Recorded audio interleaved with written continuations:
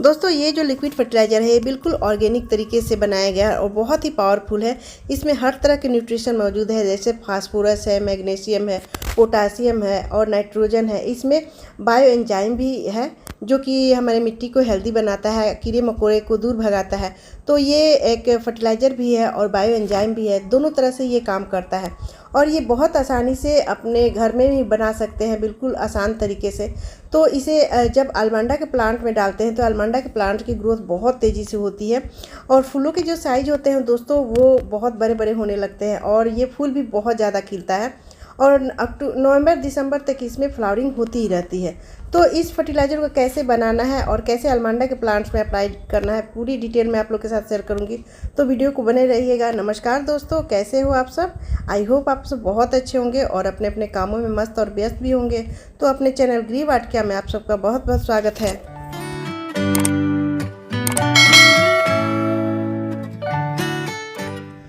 दोस्तों अलमंडा एक permanent plant है और ये लगभग सालों भर इसमें फूल खिलते रहते हैं। लेकिन अभी जो मानसून का मौसम आते आते दोस्तों इसके जो फ्लावरिंग का साइज है वो बहुत बड़ा हो जाता है, बिल्कुल एक तरहथी जैसा हो जाता है, बहुत बड़े बड़े साइज का। और इसके जो फूल है वो 2-3 दिन तक ऐसे ही खिले रहते हैं। इसकी बहुत सारी वैरायटी आती है, बहुत सारे कलर आते हैं दोस्तों। तो देखिए ये एक वैरायटी है, ये बेल वाले अलमंडा है जो येलो कलर की होती है। ये भी बहुत ज़्यादा फ्लावरिंग करता है बरसात के महीने में और ये एक बेल रूपी है। तो इसको आप आर्च भी बना सकते हैं, किसी रस्सी या फिर रॉड के सहारे इसको ऊपर तक चढ़ा भी सकते हैं, जो कि देखने में बहुत प्यारा लगता है। और ये जो एक कलर है दोस्तों पिंक कलर का है, इसके जो फूल होते हैं वो बहुत बड़े बड़े साइज के होते हैं। तो अलमंडा की कई तरह के कलर होते हैं। ये एक मेरे पास कलर है ये येलो कलर के, इसमें भी बहुत ज़्यादा फ्लावरिंग होती है। ये देखिए कितना खूबसूरत लगता है। लेकिन दोस्तों अगर हमें ढेर सारा फूल लेना है तो इसमें फर्टिलाइज़र भी देना पड़ता है, इसके केयर भी करना पड़ता है। अगर केयर नहीं करेंगे तो फ्लावरिंग तो होगा, 1-2 होते रहेगा, लेकिन साइज़ भी इसका छोटा होगा। अगर थोड़ी बहुत हम फर्टिलाइज़र देते हैं और इसको केयर करते हैं तो ये हमें बहुत अच्छा रिजल्ट देता है और फ्लावरिंग आपको नवंबर दिसंबर तक ऐसे ही करता रहेगा। तो केयर की बात करें दोस्तों तो सबसे पहले इसकी केयर तो यही है कि जितना इसको बारिश का पानी पसंद है उतना ही इसको धूप भी पसंद है। यानी ये मानसून के मौसम में फूल खिलता है, लेकिन अगर इसको हम धूप में रखेंगे तभी ये फ्लावरिंग करता है साथ साथ। तो इसको 7-8 घंटे की धूप बहुत ज़रूरी है, चाहे कोई भी वैरायटी हो, येलो कलर के ये बेल वाले अलमंडा हो या फिर ये पिंक वाले येलो शेड में हो, जो भी हो, ये बहुत अच्छे से धूप में इसको रखना पड़ता है, तभी ये फ्लावरिंग करेगा। और जो साइज होता है दोस्तों वो बड़ा बड़ा सा होता है, तो धूप इसको पसंद है। वैसे ही दोस्तों इसको अगर अभी तो मानसून का मौसम चल रहा है तो 1-2 दिन में बारिश होती ही रहती है, लेकिन अगर बारिश नहीं भी होती है तो भी हमें इसकी मिट्टी को हमेशा मॉइस्चर बना के रखनी पड़ती है। इसकी मिट्टी को सूखने नहीं देना चाहिए, ताकि जब ये मिट्टी इसकी सूख जाती है तो ये प्लांट्स भी सूखना शुरू कर देता है। और ये जब पानी की कमी होती है तो प्लांट्स को पता चल जाता है, इसकी पत्तियाँ मुड़ने लगती है। तो जब पत्तियाँ मुड़ने लगे तो समझ लीजिए कि इसमें पानी की कमी है, तो पानी डाल देते हैं। गर्मियों में 2 टाइम डालते हैं, अभी तो मानसून का मौसम चल रहा है तो 1-2 दिन में पानी हो ही जाती है और वैसे भी पानी इसको हमेशा देते ही रहना है। तो ये फ्लावरिंग बहुत अच्छे से करता है। ये दोस्तों ये मेरा अलमंडा का जो प्लांट है ये 3 साल पुराना है और इसी की कटिंग से मैंने ढेर सारे कटिंग तैयार किए हैं। तो ये मदर प्लांट है और इसकी प्रूनिंग मैंने की थी फरवरी में, क्योंकि फरवरी में ही इसका प्रूनिंग टाइम सही रहता है।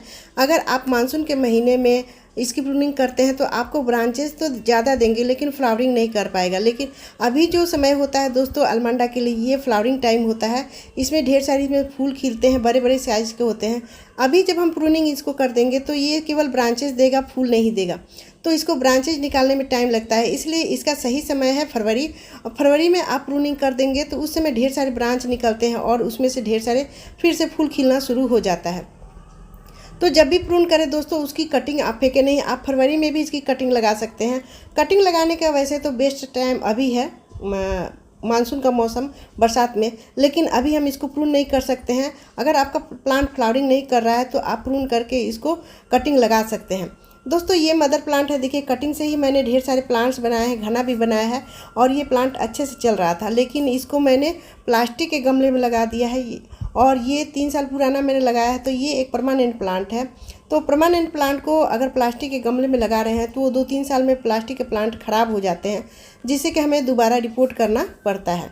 तो इस प्लांट्स को भी रिपोर्टिंग करना बहुत ज़रूरी है दोस्तों, क्योंकि ये गमला मेरा टूट गया है। और ये देखिए, ये 10 बाई 10 के गमले में, ये 12 बाई 12 के गमले में लगाया था और ये 3 साल पुराना था, इसलिए धूप में रखने से ये बिल्कुल टूट गया है। जब भी पानी डालती हूँ तो ये पानी ऊपर से नीचे चला आता है, इसमें पानी ठहरता नहीं है।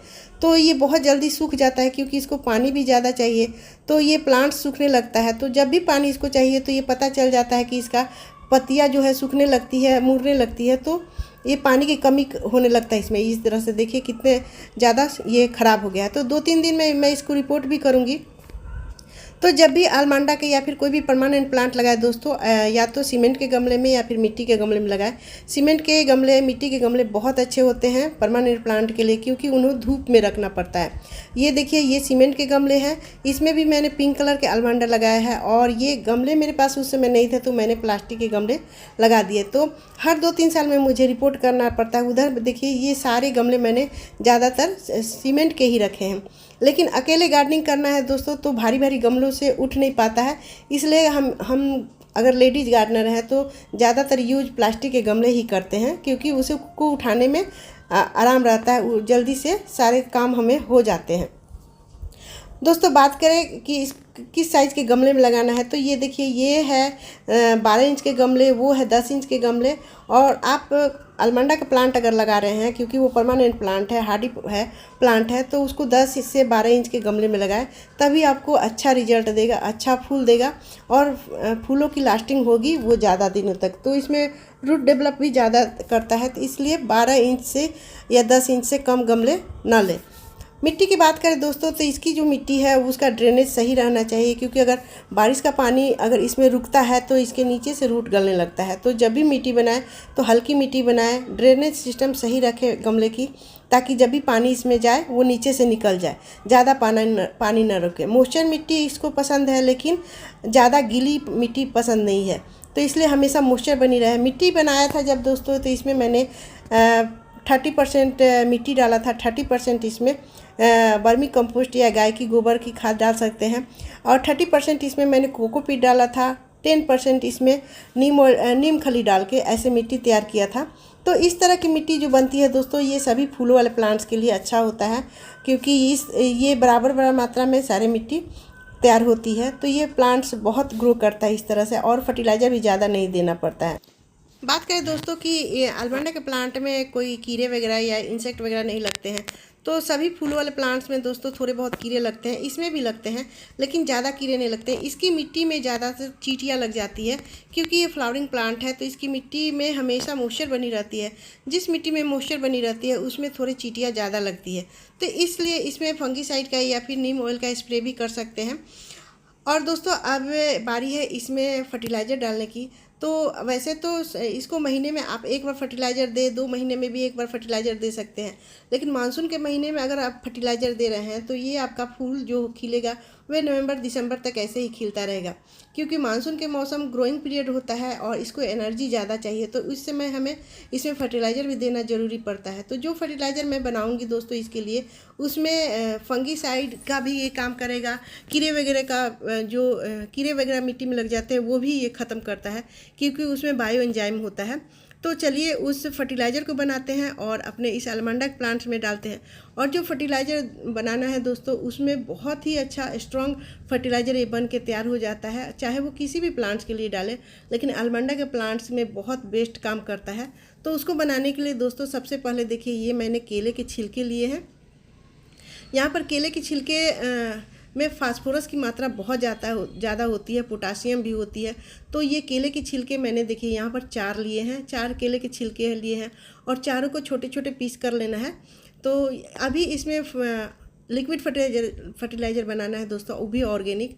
तो ये 4 केले के जो छिलके हैं इसके छोटे छोटे कट कर लेंगे। आप चाहे तो इसे डायरेक्ट भी डाल सकते हैं, लेकिन मैं इसे कट कर देती हूँ।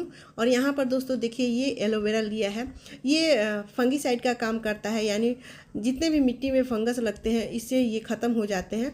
तो ये एक एंटीसेप्टिक है, इसको भी कट करके हम इसमें डाल देते हैं। देखिए छोटे छोटे, आप इसे चाहे तो छोटे छोटे टुकड़े कट के कूच भी सकते हैं, जिससे कि क्या होता है कि जल्दी डिकम्पोस्ट होता है।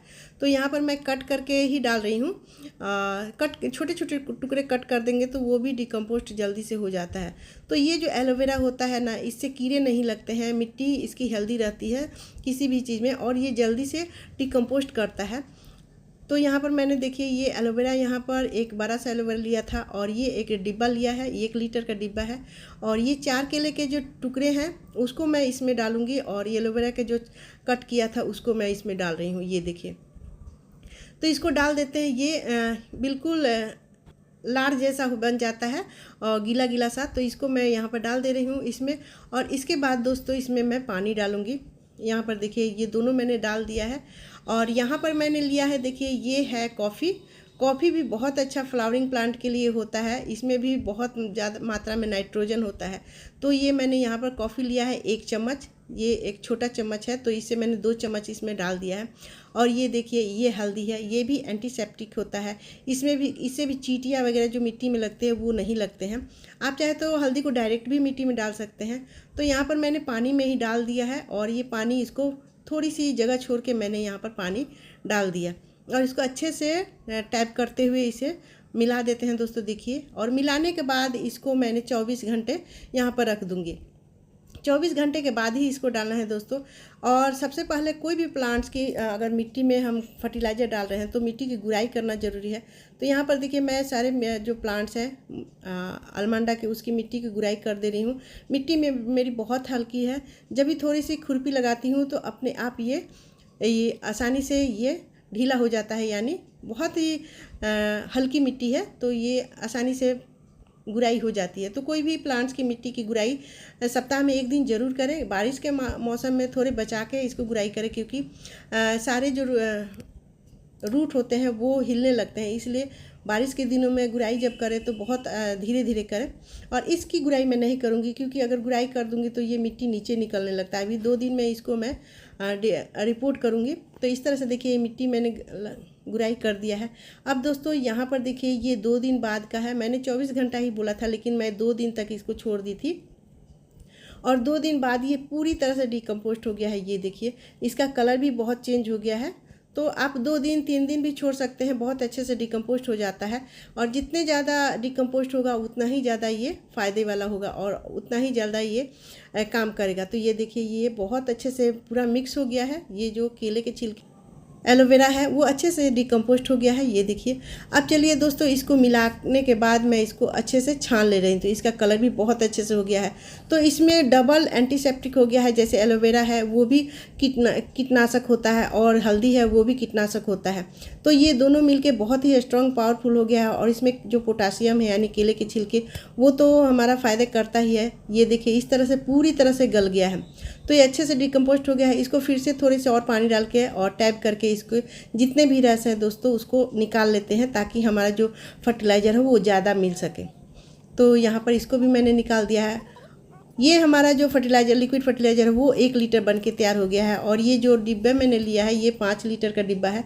तो इसमें मैं 3 लीटर और पानी डालूंगी, यानी 4 लीटर बना देती हूँ। यहाँ पर देखिए ये 4 लीटर बन के तैयार हो गया है। इसका कलर कितना खूबसूरत लग रहा है, येलो कलर में, बिल्कुल ऑरेंज शेड में हो गया है। तो कलर भी अच्छा लगता है, और ये बहुत ही पावरफुल सुपर हो गया है, जिससे कि इसको सारे न्यूट्रिशन इस प्लांट्स में मिल जाते हैं। तो इस तरह से मैंने देखिए 2-2 मग मैंने तीनों प्लांट्स में डाल दिए हैं। और ये जो बचा हुआ है इसको मैं अपने कंपोस्ट में डाल दूंगी, वहाँ ये तैयार हो जाएगा। इस तरह से सारे देखिए फर्टिलाइज़र मैंने डाल दिया है। अब ये जो फ्लावरिंग करेगा दोस्तों, इसका जो फ्लावरिंग होगा वो बहुत बड़े बड़े साइज़ का होगा, और ये नवंबर दिसंबर तक ऐसे ही फ्लावरिंग करता रहेगा। जब भी आपको फर्टिलाइज़र डालना है तो इसके बाद आप इसमें गोबर की खाद फिर या फिर वर्मी कंपोस्ट सॉलिड में डाल सकते हैं।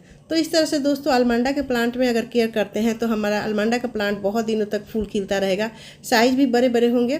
तो ये जो फर्टिलाइज़र है किसी भी प्लांट्स में आप डाल सकते हैं। तो फ्रेंड्स वीडियो कैसी लगी? अगर वीडियो पसंद आए तो लाइक शेयर कीजिएगा। मेरे चैनल पर नए हैं तो सब्सक्राइब भी कर लीजिएगा बेल आइकन घंटी के साथ, और एक कमेंट जरूर कीजिएगा। तो मिलते हैं अगले वीडियो में, तब तक बाय दोस्तों, टेक केयर, हैप्पी गार्डनिंग।